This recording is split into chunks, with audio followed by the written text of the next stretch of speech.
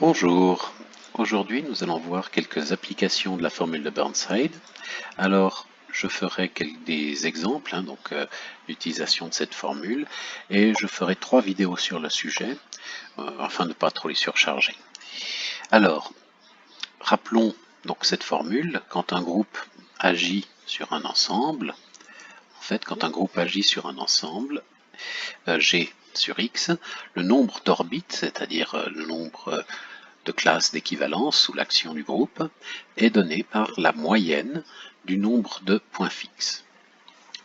Pour chaque élément, donc on prend chaque élément du groupe, on calcule ce nombre de points fixes, et en faisant la moyenne, on obtient le nombre de classes, le nombre d'orbites.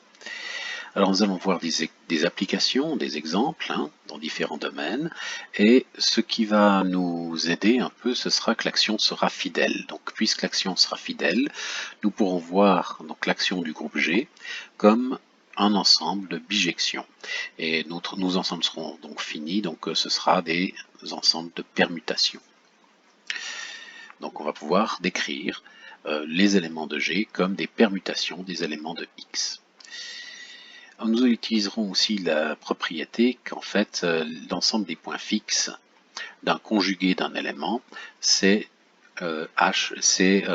l'élément H agissant sur l'ensemble des points fixes.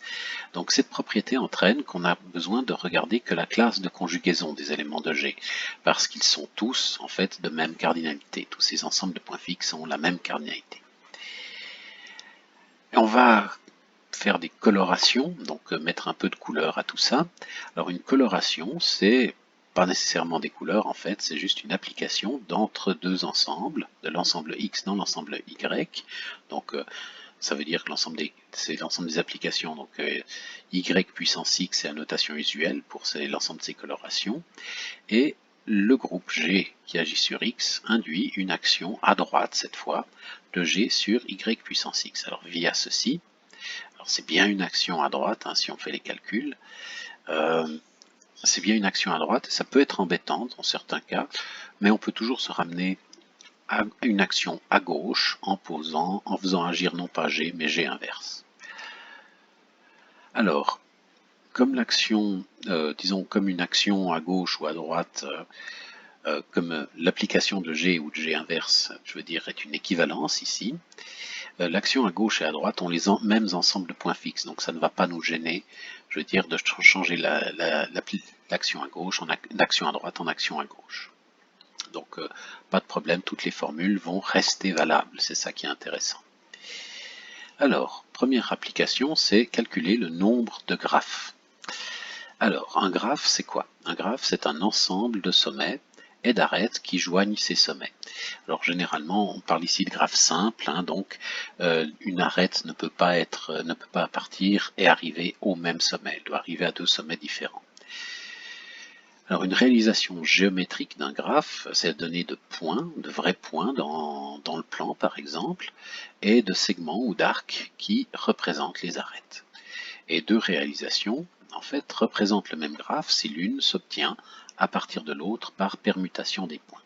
Alors par exemple, ici on a à gauche le graphe de Petersen, avec deux représentations, deux réalisations différentes, mais en fait c'est le même graphe. C'est pourtant assez difficile de se rendre compte de ça, mais c'est vraiment le même graphe. À droite, on a un autre graphe qui lui est totalement différent du graphe de Petersen. En fait, on s'aperçoit que dans ce graphe, il y a des 4 cycles. Et puis ici, il n'y en a pas. Donc ça, c'est une des façons de voir qu'ils ne sont pas équivalents. Mais a priori, ça peut être très difficile de voir si deux graphes si deux représentations de graphes sont les mêmes ou pas. Donc regardez, en fait, autour de chaque sommet, on a 3 arêtes qui arrivent, et c'est le cas dans tous ces graphes. Chacun de ces graphes a la propriété d'avoir 3 sommets, 3 arêtes qui arrivent à chaque sommet, d'avoir 10 sommets en tout. Donc a priori, ces graphes sont difficilement distinguables. Donc c'est un travail assez difficile. Alors la question est, combien de graphes existe-t-il pour un nombre de sommets donné? Puisque si on ne distingue pas leur réalisation géométrique, si ces deux graphes comptent pour un seul et même graphe, combien y en a-t-il en tout? avec 10 points, combien peut-on former de graphes? Et ça, c'est encore plus difficile. Donc, on va juste faire le cas avec 5 sommets, qui est facile à dénombrer. Et on va considérer pour ça la chose suivante. On va considérer le graphe complet à 5 sommets. Alors, c'est le graphe complet, il s'appelle K5. C'est le graphe, en fait, avec toutes les arêtes possibles et inimaginables entre deux sommets distincts. Alors, entre le sommet, je prends n'importe quel des paires de ces 5 sommets, il y a une arête entre une et une seule. Hein. Il n'y a pas plusieurs arêtes, on n'est pas dans des multigraphes. Donc, on peut dénombrer facilement le nombre d'arêtes possibles, le nombre d'arêtes qu'a ce graphe, parce qu'il y a 5 sommets. Si on choisit un sommet, il y en a 4 autres. Entre les deux, il faut une arête, mais puisqu'on compterait comme ça 2 fois toutes les arêtes, ça en ferait que la moitié. Donc, à compter, donc il y a en fait 10 arêtes en tout, 5 fois 4 sur 2. 10 arêtes. Alors voici en bas, en fait, le graphe complet avec des colorations, je préciserai tout à l'heure, et il y a donc 10 arêtes ici, un pentagone et un pentagone étoilé. Alors, ce que nous allons faire pour déterminer combien il y a de graphes à 5 sommets, c'est simplement de colorer les arêtes de ce graphe, et toutes en rouge et en vert. Et toutes les arêtes rouges, on va les supprimer, et ça va nous donner un graphe quelconque à 5 sommets. Et on peut ainsi obtenir tous les graphes à 5 sommets. Simplement en colorant le graphe complet et en supprimant les arêtes qui ont une couleur donnée. Alors, comme toutes les arêtes et tous les sommets sont interchangeables, en fait, seul le type de décomposition de S5 va compter. C'est-à-dire, tout ce qui nous intéresse, c'est de savoir comment les éléments de S5 s'écrivent comme produit de cycles disjoints. C'est ça le type de décomposition. Alors, les arêtes,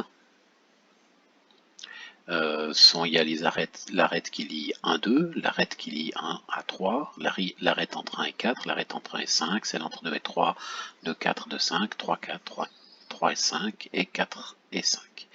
Donc ça, c'est les noms que je vais utiliser pour décrire les arêtes. Alors,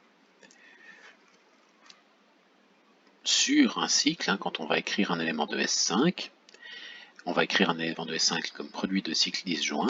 Les éléments qui seront dans le même cycle vont devoir avoir la même couleur pour être fixés par la permutation. Donc, il y a plusieurs façons de décomposer un élément de S5. D'abord, ça peut être l'identité. Alors, il n'y en a qu'un seul qui est l'identité. Sur les arêtes, un 2 va aller sur un 2, un 3 sur un 3, un 4 sur un 4, etc. Donc il n'y a que un cycle là-dedans, et il y en a 10 en tout, puisqu'il y a 10 arêtes, donc il y a 2 puissance 10 colorations. Maintenant on peut avoir une transposition, alors il y a 10 transpositions possibles dans S5, par exemple 1, 2, donc celle qui va échanger les arêtes, celle qui va échanger les sommets 1 et 2, pardon. Et sur les arêtes, ça va nous faire la chose suivante. Alors si on prend la permutation des sommets 1 et 2, sur les arêtes, 1, 3 va devenir 2, 3, et 2, 3 va devenir 1, 3, 1, 4 va devenir 2, 4, 2, 4, 1, 4, etc. 1, 2, par contre, va rester 1, 2. Ça reste la même arête. 3, 4 va rester la même arête parce qu'elle n'est pas perturbée, etc. On a donc ici 1, 2, 3, 4, 5, 6, 7 cycles, donc 2 puissance 7 colorations fixées par ce genre de transposition. On a des 3 cycles aussi, alors il y a 20 3 cycles, on peut les dénombrer aussi facilement, avec des combinaisons. Donc 23 cycles, par exemple celle qui va permuter les sommets 1, 2, 3 entre eux. Sur les arêtes, il va se passer cette chose-là. L'arête 4, 5, par exemple, ne va pas être touchée, mais l'arête 1, 2 va devenir 2, 3, 2, 3 va devenir 1, 3, etc. On s'aperçoit donc qu'ici, il y a 4 cycles, donc 2 puissance 4 colorations. Nous avons maintenant les 4 cycles. Alors les 4 cycles, il y en a 30. Et puis, sur les arêtes, il se passe la chose suivante. Alors, ça nous fait un produit de 3 cycles, donc 2 au cube, colorations. Il y a finalement les 5 cycles. Alors les 5 cycles, il y en a 24. Il s'agit simplement de mettre les éléments ici dans n'importe quel ordre, mais en plus de ne pas tenir compte du fait qu'on peut décaler les éléments d'un cycle, ça ne change pas le cycle. Donc ici c'est la permutation cyclique des sommets 1, 2, 3, 4, 5. Il y a 24 permutations de ce genre, et ça nous donne 2 cycles sur les arêtes. Donc ça nous fait 2 au carré, donc 4 colorations. Ensuite, on a les produits de 2 transpositions, donc par exemple celle qui échange les sommets 1, 2 et les sommets 3, 4 entre eux. Sur les arêtes, il se passe cette chose-là. L'arête 1, 2 est laissée telle qu'elle, l'arête 3, 4 est laissée telle qu'elle. L'arête 1, 3 est envoyée sur 2, 4, l'arête 1, 4 sur 2, 3, etc. On a ici en fait 6 cycles, une décomposition en 6 cycles différents. Et ça nous fait 2 puissance 6 colorations. Et finalement, on a le produit d'une transposition et d'un 3 cycles. Alors des objets comme ça, il y en a 20. Par exemple, celle qui échange les sommets 1 et 2 entre eux, et celle qui va permuter les sommets 3, 4, 5 cycliquement. Sur les arêtes, il se passe la chose suivante, et on s'aperçoit qu'il y a donc 3 cycles.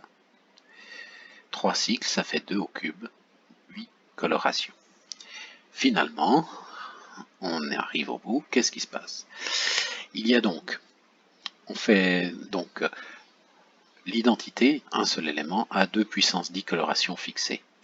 Il y a 10 éléments qui en ont 2 puissance 7, 20 qui en ont 2 puissance 4, 30 qui en ont 2 au cube, 24 qui en ont 2 au carré, 15 qui en ont 2 puissance 6, 20 qui en ont 2 au cube. Donc on fait la somme pondérée de toutes ces choses-là. On divise ensuite par l'ordre du groupe, alors S5 est d'ordre 120, et ça nous fait tout 34. 34 quoi? 34 graphes à 5 sommets. Donc la réponse est, si on dispose 5 sommets, et qu'on essaye de regarder combien il y a de graphes, combien il y a de façons de relier ces deux sommets distincts entre eux, et que donc on ne fait aucune autre condition, il y a une seule façon de les relier, à permutation des sommets près, ce qu'on doit faire pour les graphes, il y en a 34 en tout. Voilà, 34 graphes à 5 sommets. Et ce raisonnement peut s'effectuer pour n'importe quel nombre de sommets, et on peut généraliser en fait ce genre de choses pour n'importe quel nombre de sommets, ceci aussi, etc. Ça devient de plus en plus compliqué dans ce cas-là, mais on y arrive. Voilà, je vous souhaite une bonne journée, on va voir une autre application la prochaine fois. À bientôt.